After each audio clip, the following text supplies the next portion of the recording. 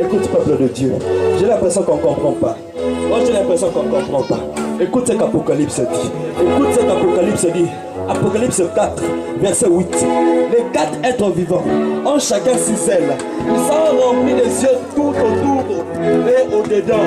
Ils ne cessent de dire jour et nuit: Saint, Saint, Saint, est le Seigneur de Dieu. Saint, Saint, est l'Éternel Dieu tout-puissant qui est et qui vient. Tu as compris ça? Tu as compris ça? Je réponds pour toi. Écoute s'il te plaît. Écoute.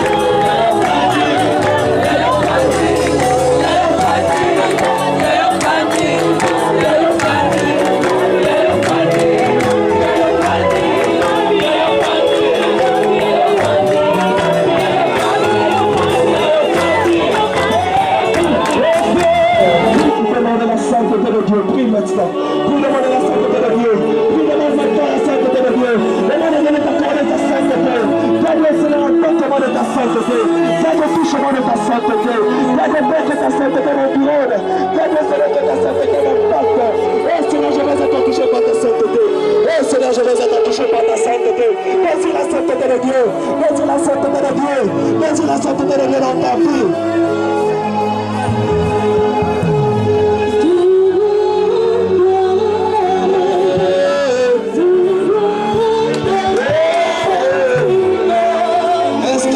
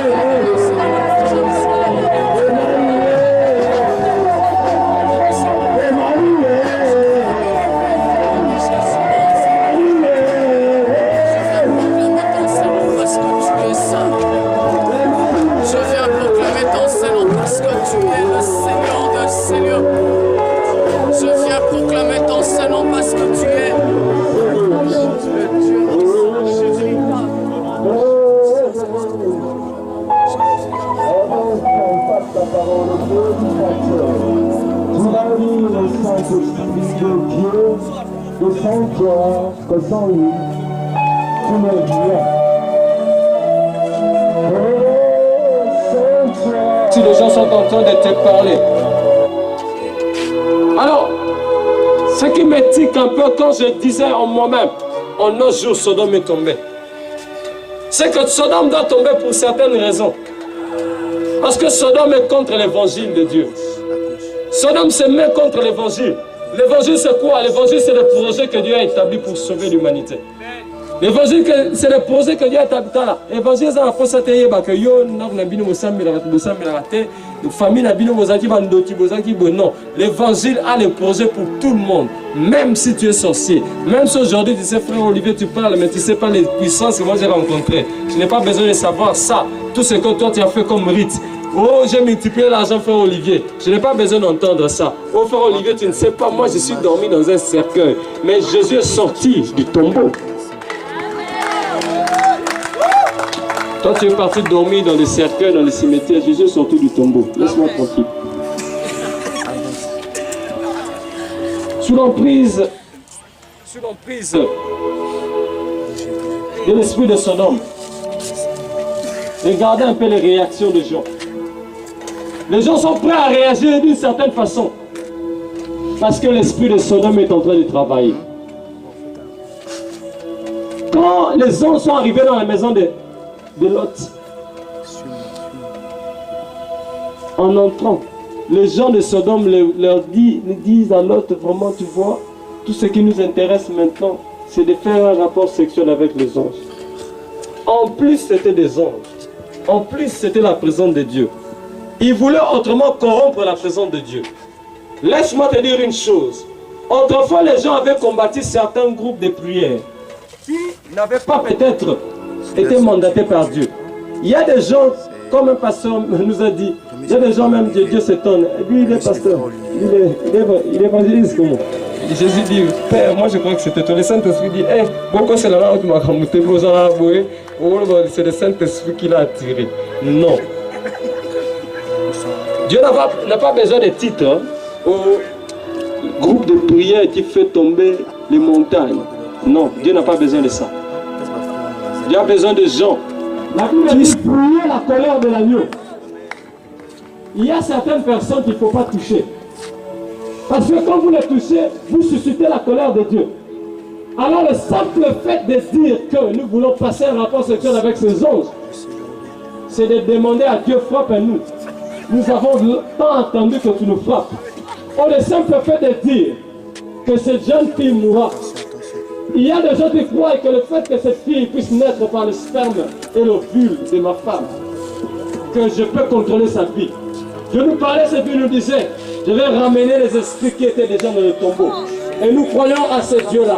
Tu n'as pas besoin d'être mandataire d'obtenir une autorisation.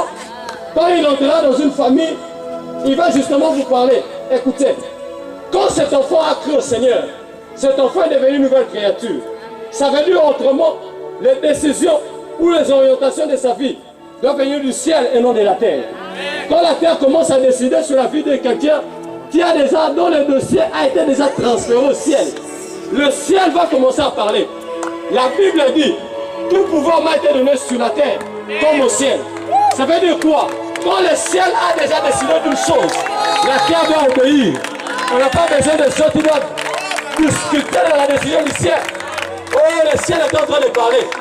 Les anges ont dit à l'autre, rentre dans la maison. C'est une affaire qui ne te concerne pas. En réalité, c'est parce que le nom de l'autre était écrit dans le livre de vie. Parce que le nom de l'autre était écrit dans le livre de vie. Et la bibliothèque dans laquelle on a conservé le livre de vie, cette bibliothèque s'appelle Autour de 24 vieillards et de 4 êtres vivants. Alors c'est cette bibliothèque-là, cette bibliothèque qui est préservée et sécurisée par la présence de Dieu. Et on a voulu faire comme si on pouvait aussi détruire l'autre. On a dit ce type, c'est un immigrant. Bien-aimé dans le Seigneur, laisse-moi te dire une chose. Nous sommes immigrants. Tu es peut-être immigrant, tu ne le sais pas dans ta famille. Tu es un pèlerin, tu es passager. David avait compris que la forêt était une station et non une destination de sa vie. Moi je te dis que chez vous c'est une station. Tu es juste là pour être rempli du carburant pour avancer. Le carburant dont tu as besoin, c'est les outrages. Tu n'as pas besoin que les autres te félicitent. À son nom, personne ne félicite quelqu'un. On ne peut pas dire que l'autre, nous te félicitons parce que tu es vraiment une personne qui nous honore. Non. Non, non. À son nom, on ne félicite pas les gens. Quand l'esprit de son homme saisit votre maison, quand l'esprit de son homme saisit votre famille, on va commencer à t'outrager. On va commencer à t'insulter. On va commencer à te promettre la mort. En réalité, les promesses qu'ils sont en train de faire, c'est un carburant qui est en train de te remplir pour faire un parcours qui va réussir. Oh, tu n'as pas compris. J'ai dit que tu vas être rempli par un carburant qui va te permettre de réussir dans ton parcours. Oh, ce carburant n'est pas de félicitations. Moi, je n'ai pas besoin qu'on me dise Olivier, merci parce que tu es venu au plateau. Oh, ce sont des plaisanteries. Frère, tu es rempli du Saint-Esprit. Avant que tu le dises, Dieu m'a déjà rempli du Saint-Esprit. Oh, frère, tu as un grand ministère. Non, non, non, non. Je n'ai pas besoin qu'on m'informe. Je n'ai pas besoin de l'information. L'information est une distraction. L'information est une distraction. On ne veut pas que nous puissions comprendre que ce sont des gens qui viennent nous détruire. Laisse-moi te dire, toi tu viens nous dire, oh les noyaux, vous êtes un groupe que nous aimons bien. Avant que toi tu puisses que tu m'aimes, Dieu a dit que je t'ai aimé le premier. Oh, je n'ai pas besoin qu'on puisse me le dire. Les gens de ta famille viennent te dire que voici, tu oses vraiment mon abysse. Nous faisons ça parce que nous t'aimons. Oh, Dieu t'a aimé le premier. Personne ne peut dire, ne peut prononcer le verbe aimer. Personne ne peut conjuguer le verbe aimer plus que Dieu. Parce que la conjugaison de Dieu ne comprend pas certaines personnes. Oh non, non, non. La conjugaison de Dieu comprend une seule personne.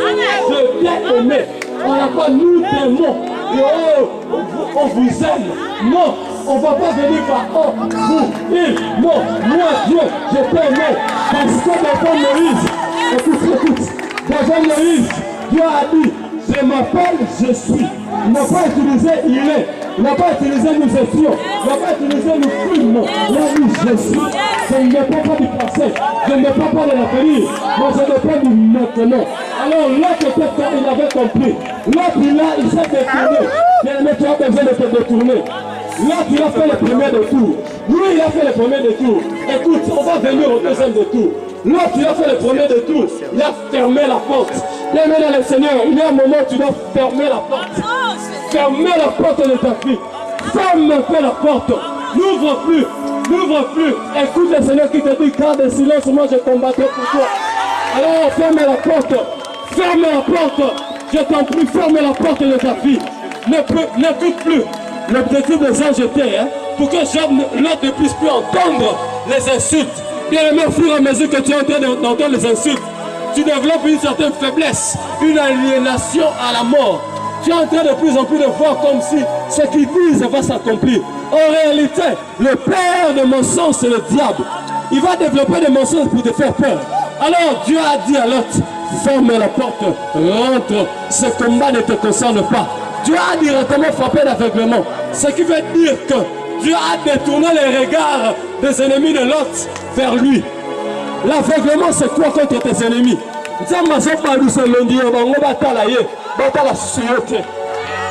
L'aveuglement, c'est qu'ils ne puissent plus voir ce qu'ils voyaient avant. Si avant tu étais visible pour tes ennemis, aujourd'hui nous déclarons que tu deviens invisible. Parce que l'aveuglement rend tes ennemis incapables de te voir. Les ennemis de l'autre étaient incapables de voir l'autre. Parce que la porte du bateau était fermée. Noé était resté dedans. Oh, la porte était fermée. Celui qui a fermé la porte de là, ce n'était pas Noé. Parce que la poussée des eaux ne dépendait plus de la force de Noé. Les eaux du déluge étaient tellement fortes. La puissance de l'aveuglement, c'était le feu. Oh, l'autre ne pouvait pas regarder cela. Voici la femme de l'autre. La femme de l'autre a regardé cela. Ah, elle n'a pas compris comme son mari. Son mari avait fermé la porte. Il n'a pas regardé comment l'aveuglement était. Mais la femme de l'autre, elle a regardé. Bien aimé, la Bible a dit qu'elle est devenue une statue, une colonne de sel. Tu vas me dire que l'autre manquait l'amour. Hein? Tu vas me dire que l'autre manquait l'amour. Non, non, non. L'autre ne manquait pas l'amour. Parce que la Bible me dit, hein, toi, Sors. Ce n'est pas nous, sortons, vous, sortez. C'est toi qui dois sortir. Ce n'est pas nous, ce n'est pas vous, c'est toi. L'autre ne manquait pas la passion. Mon frère, l'autre ne manquait pas la passion. Il ne manquait pas de sentiments. Non, non, non, laisse-moi te dire. À un moment, les sentiments vont continuer à exister. Mais tu verras que les sentiments n'ont plus place maintenant là. L'autre a compris que je n'ai plus besoin de sentiments. Ici, c'est la vie ou c'est la mort. Soit tu entres avec ta femme, tu rentres avec ta femme à Sodome, soit tu entres à Tsoar sans ta femme. Il y avait un choix à faire. La Bible me dit que vaut mieux pour toi entrer au ciel, hein, dans le boko moko. Alors tu as besoin d'entrer au ciel. Attends pas signer sa plateau ma boyo. Quand on a l'ola, attends pas la tête. Zamba ko suwayo. Puis que zalana adoration. L'adoration va complimenter ton cœur plus que toutes les félicitations des hommes. Tu n'as pas besoin que les hommes puissent te féliciter. Tu n'as pas besoin de compliments d'un homme qui va te dire chaque soir que je t'aime. Parce qu'il y a un temps où il n'y aura plus de temps, il n'y aura plus de nuit pour qu'on puisse te dire. La Bible dit, le temps va s'arrêter. Il n'y aura plus une seule nuit où un homme te dira, bon de deux, ma chérie, je t'aime. Parce qu'il y aura un jour, le temps va s'arrêter. Le temps dont je parle, c'est la saison du péché qui laisse place à la saison de la sainteté. La saison de la malédiction qui laisse place à la génération de l'élévation. Alors quand Dieu décide ces choses, il n'y a pas besoin de négociation. Écoute-moi bien. Il y a une révélation très profonde que j'ai saisie. C'est que quand Dieu préparait tout ça, je voulais dire quand Dieu réalisait tout ça, il avait préparé ça dans Genèse chapitre 15. La Bible dit ceci, hein. Dieu a appelé Abraham. Ce passage, Dieu me l'a soufflé comme ça. Dieu a dit à Abraham, hein, ne crains rien. Ça c'est le verset 1. Ne crains rien. Car je suis ton bouclier, ta récompense sera grande. Nous avons dit à Abraham, Seigneur, vraiment si toi, je crois, moi je crois. Mais tu sais que c'est Eliezer de Damas qui sera l'héritier. Dieu dit ce n'est pas lui, c'est Isaac. Parce que Eliezer ne remplit pas les critères de quelqu'un qui peut hériter. Eliezer, il est conditionné dans sa vie à suivre Isaac derrière. Il ne peut pas être devant Isaac, pas invoqué. Alors, laisse-moi avant que tu puisses recevoir cette onction. C'est tellement puissant. Moi, cette onction-là a détruit même certaines choses dans mon corps. Avant que tu puisses recevoir cette onction, laisse-moi créer. Le fait que mon ministère n'est pas invoqué, le fait qu'il vient par les décrets de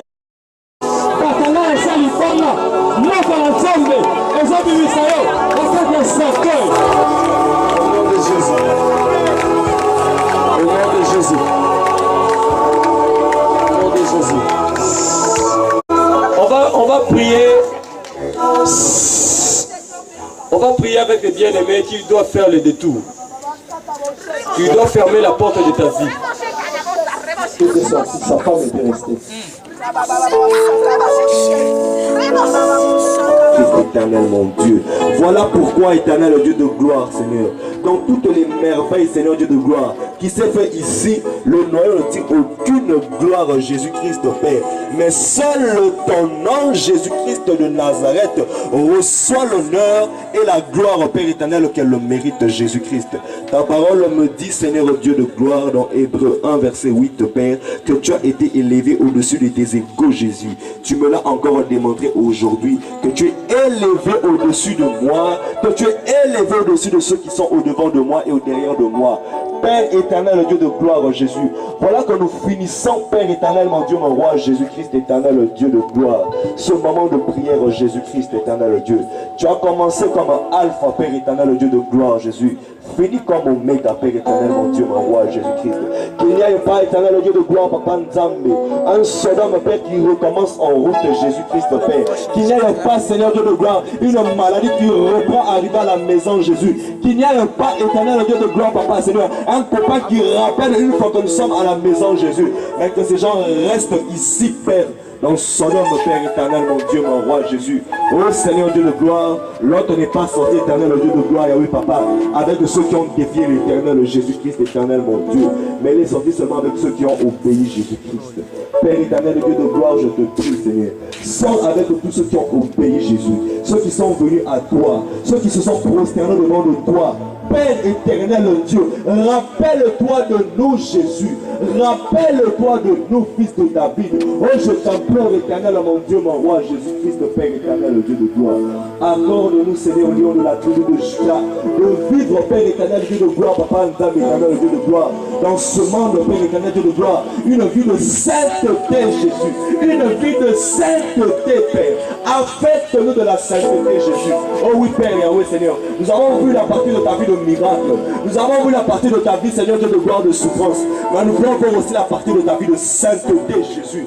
Affecte-nous de ta sainteté. Cette partie de la vie que les gens n'aiment pas, Seigneur. Aujourd'hui, nous, en ce lieu, nous désirons, Seigneur Dieu de gloire, cette partie de ta vie. Père éternel, Dieu de gloire, Jésus. Que l'honneur, mon Dieu, que la gloire, Père éternel, Dieu de gloire, soit rendue à toi et à personne d'autre pour les siècles des siècles. Amen.